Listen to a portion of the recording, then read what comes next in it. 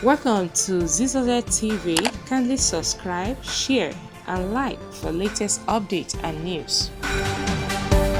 Subscribe to this channel and press the bell. Please subscribe.